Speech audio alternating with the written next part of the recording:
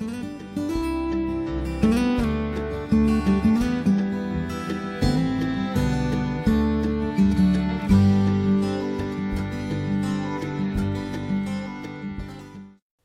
hello everyone, and welcome to an extremely exciting episode here. If you've not been following along, this is episode 4 of how to build a grow room from start to finish. Now, as you know, this is a hydroponic grow room. So, we have everything set up to make it a regular grow room.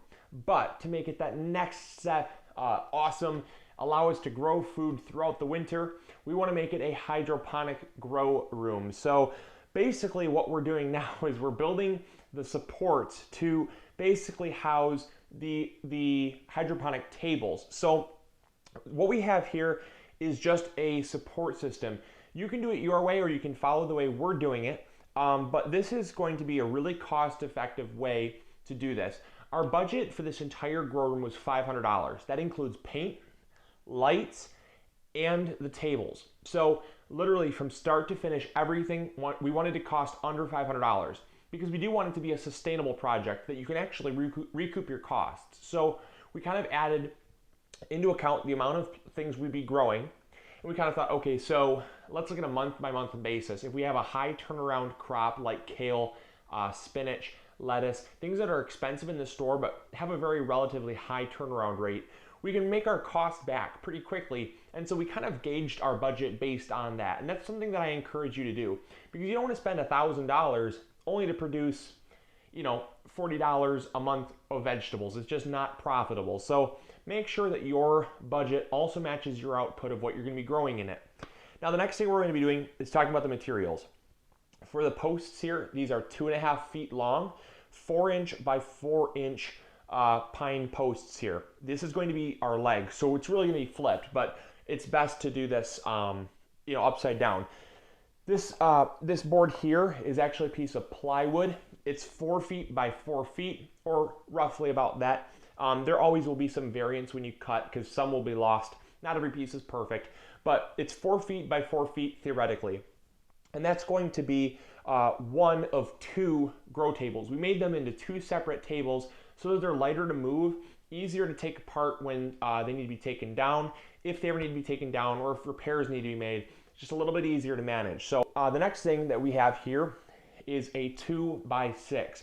This is going to give us the structural integrity, because when it's all said and done, a 4 foot by 4 foot grow bed that is 6 inches deep of water will have roughly 45 to 50 gallons in it. So you're going to want to make sure that you have these for supports, and that's what that is. Now, the way we have this set up is, I'll bring you all in close to kind of explain this, but we basically have this squared off here. So we found the center, we have found the center of the 4 by 4 piece of plywood, and then we've actually put a post right in the center here. Then out from that, what you're seeing here is essentially a spoke. We've just made kind of spokes like on a tire or on a wheel. And that's going to be, we're going to actually drill the 2 by 6s that are 32 inches long. We have 4 of those. So they're going to be drilled into the center piece here, and you'll see as we go. So what we've done to make sure that the board is square initially is we've taken apart these pieces here. We found the center simply by taking our tape measure and taking it all the way to the end point. There's obviously a 4 by 4 post there, but we've essentially taken and we've essentially measured from corner to corner of the board, and we found the center, and we marked a point. And then we did the same with the other way. We went from corner to corner that way, and we marked a point. And then we simply drew the X, and that is the center of the board there.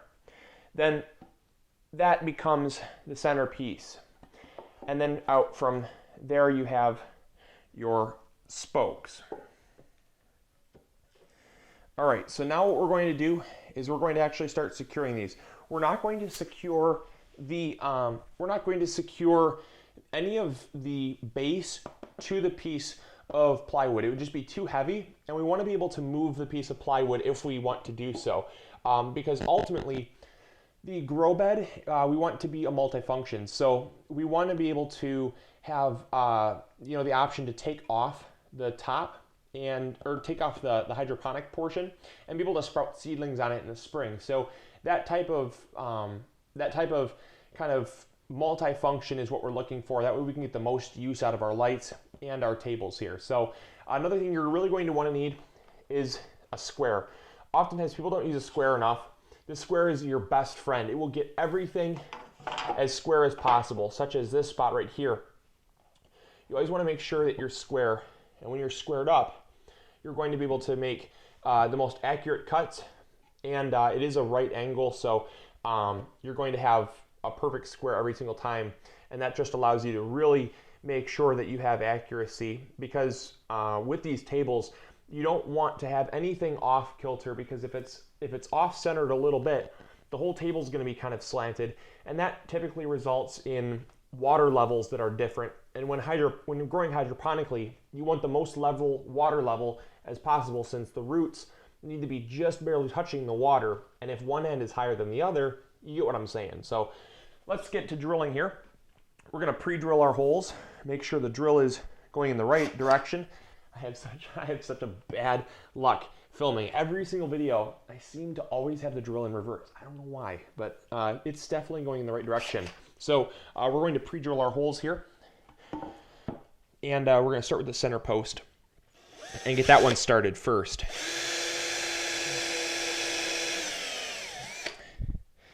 All right.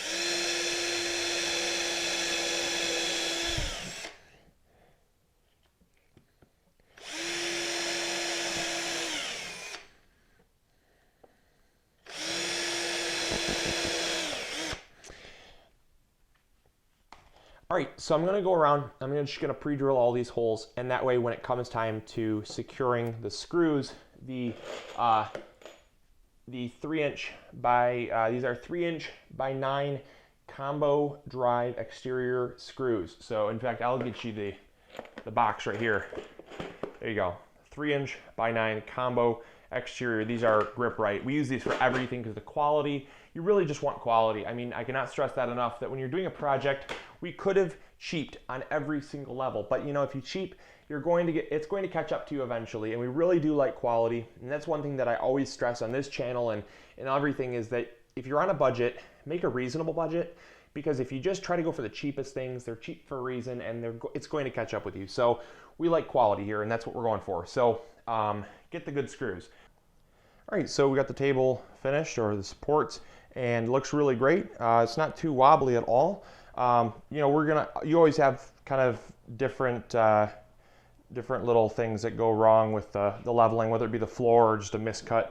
So we found out that this leg here is a little bit unstable. We'll just put a shim underneath there, like a piece of paper, play the bar table trick of just folding up a napkin or something, put it under there, and that'll stabilize it just fine. But overall, really pleased with it. Now we're going to start assembling the actual grow bed itself here.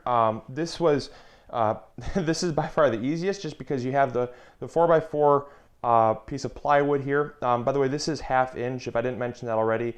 1/2 inch, because it's going to support the weight really well, and it just holds up a little better. Then also we have the walls here, which are 2x6, and then we got 8 feet long, and we just cut them to the dimensions of basically, so when one stood up here, the other one will butt right up against the other one will butt up right against, just like that. And then over here, we've cut it so that this one will butt up just like that. And then vice versa for this one here, we'll have this one butting up just like that, and then butting up just like that. So it's kind of an outside in type of deal all the way around. So you have the outside, and then on the inside here, and then the outside, and then the inside over here. It just makes a more perfect square, and it keeps the cuts a little more even and reduces the margin for error. So we're going to drill these together, and then we'll pretty much be done. We just have to lay in the pond liner, which is going to keep all this waterproof, because we won't fill this with water. That'd be a bad idea. So we actually have a pond liner we're going to put in here. That's really great. And then we'll be done with this one, and we have another one to build, obviously. But another thing that I thought was really important to mention is on all these segments here, since nothing is ever perfect with cuts or anything like that, we have actually labeled A1 and A1 to match the sides. That way, again, you're reducing the margin for error, and everything is perfect as it can get, give or take human error a little bit. So what we've done is we've actually put the 2x6s on the bottom, since it's a little easier to drill down, and just get a little more leverage that way. And it's really important not to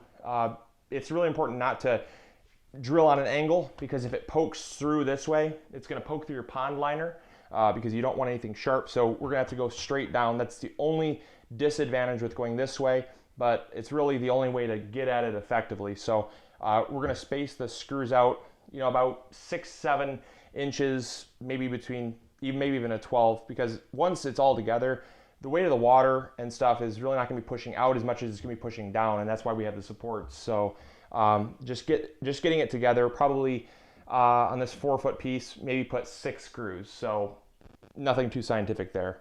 All right, we're working on the final parts now. We have the grow bed finished. The styrofoam is sitting on top here, and we are just drilling the holes to hold the net cups. Now we are using a 2-inch net cup, so we have a 2-inch circle bit here. This 2-inch circle bit basically just bores out a hole. However, you don't want to just push all the way through, because it'll rip. To make a really nice hole, you want to flip it over onto the white side. This reflective material here, as you can see, we already have quite a few finished here, but it has a beautiful white side, and then it has a reflective side. This reflective side is great because it actually reflects some of the light back up at the plants. So it utilizes, again, the reflective capabilities, so no light is wasted. So basically, you want to drill just part of the way through on the white side, and then to finish off the hole, you want to do the rest on the silver side, and you want to go really slow in reverse. It helps to minimize the shredding, because like right here was a time where we kind of had a little shred. Over there we had a little shred, but for the most part, it's very, very neat.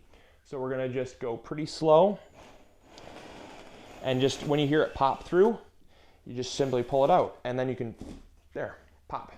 Let's do one right here. Go slow, and you'll hear it kind of pop. There you go, and it's done. Pop that one through. Done. Go to this one here. Slow is the key. Slow and steady wins the race. You don't need to rush, and it makes it look very, very nice. Very neat hole there. All right, yes, and we are finished. So I am so excited to see this thing really grow some food. Now, what we've done here is we have actually filled this up with water. You want to fill it up with water as you go before you tack down your pond liner. This is a 15.5 mil pond liner. It was from Total Pond, really great company, and great quality product. Now what we did was, when we filled it in with water, we just kind of took our hand and kind of just made sure every single crease was filled in, so we got the most volume in this here. And then what we did is we tacked down the liner so it didn't flap up, because you're going to notice that as the water gets higher, it starts flapping up. So we did that. So then we tacked it down so it didn't come up. And then what we did is we actually took a screw and ran a screw right down the very center of the system, and we ran a string across pretty tight, and that way the foam actually does not land in the water, because it'll tend to kind of bow in the middle where it gets heaviest, and it gets even heavier when condensation happens from the water evaporating. Now we don't have any bubblers in here, because this is actually a method that I've seen a lot of people doing on YouTube, and I decided I'd give it a try for myself. And that's basically the fact and the belief that the water level, as it goes down, contains the nutrients, and that's where those fine wiry roots are, and they go and search out the nutrients. And then the roots that are left in the air actually become air roots, and those are actually what gathers the oxygen. So you really don't need a bubbler, and this is a really new technique that a lot of people have been using. So I decided I'd go with that because it's the cheapest method. I've seen great work. I've seen great success with it, and it just looks awesome. So there you go. Now we're going to put the foam pad on here, and I got that right over here. We're gonna put the foam pad on, and it's gonna sit right on top.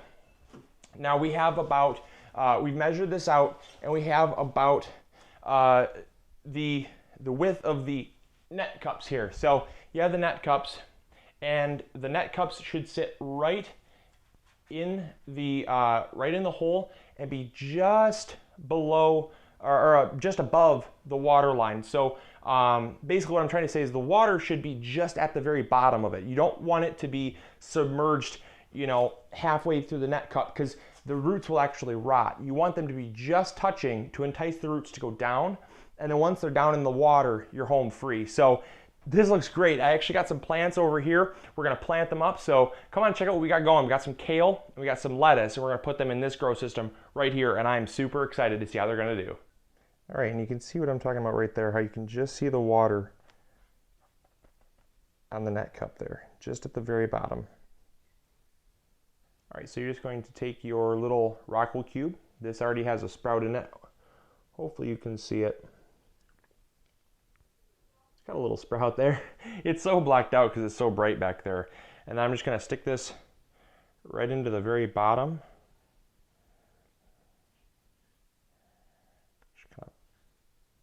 Pack it in there, right into the very bottom of the net cup there, and I'm just going to drop it in, and we are ready to go.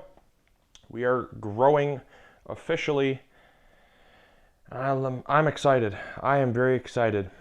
So you essentially want to just have you know, kind of the same type of plants. From what I've seen, you know, you don't want to do a whole bunch of different ones because every root structure grows at a different rate. And the thing that I'm learning as I go is that with the different root structures, some don't grow as fast as others, and it's really important to keep the water level at a consistent level so that all the roots kind of grow at the same rate. Now, the problem with that occurs when obviously you're growing different plants. So I'm basically putting all kale in here, and I'm going to experiment with kale and put some lettuce in the back. I don't know if that's going to work or not. We'll have to see, but I don't have enough plants here to essentially do all kale. My kale did not all sprout. Some of it just was a dud, but I got some beautiful plants here nonetheless. I'm very pleased. And I'm kind of just gonna put the lettuce like here, and put the rest kale. That way it kind of stays in its own kind of section. So yeah, but I'm gonna get these finished here, and then I'll give you guys a look at what it looks like. I'm really pleased with this, and it looks awesome. So super huge thumbs up for a hydroponic setup. I'm finally doing it. Everyone that's been asking me, I'm doing it. And hey, if I don't say so myself, it looks pretty good. So first time must be good luck. I don't know, but we'll see how it grows.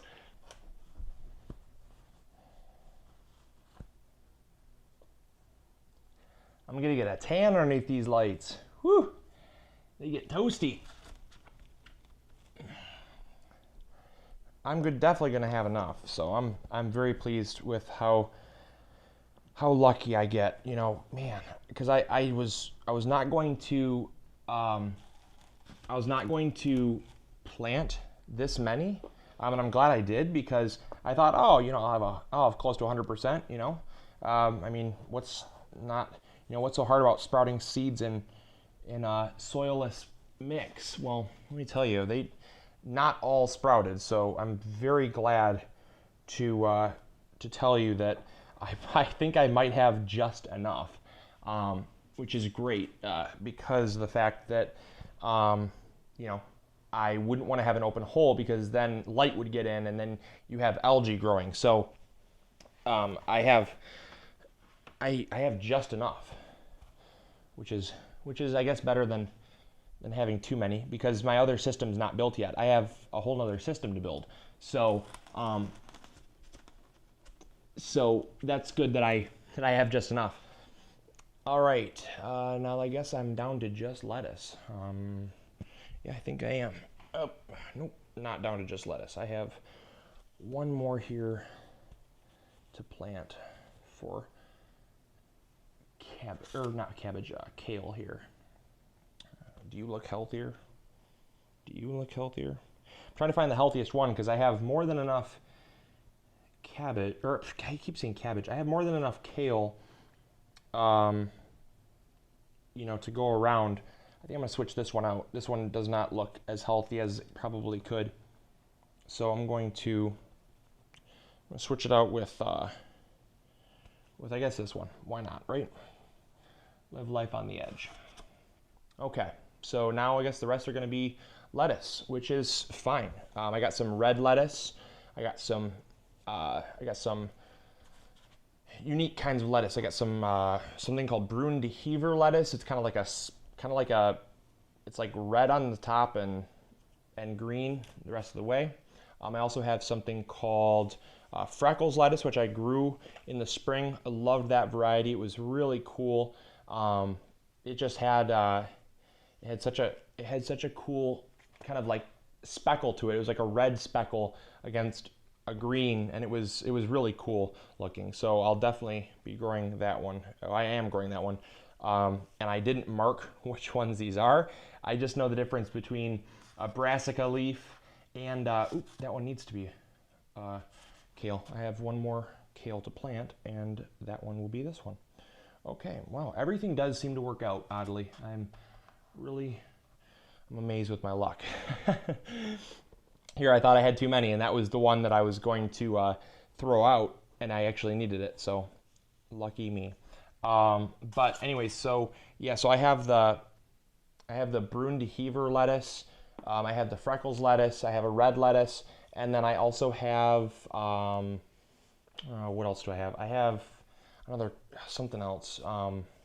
It's not coming to me, but I know I planted a few different kinds because I'm experimenting with what works well in this type of setup, and I will report to you with my findings, obviously, in the form of videos. So I really don't know.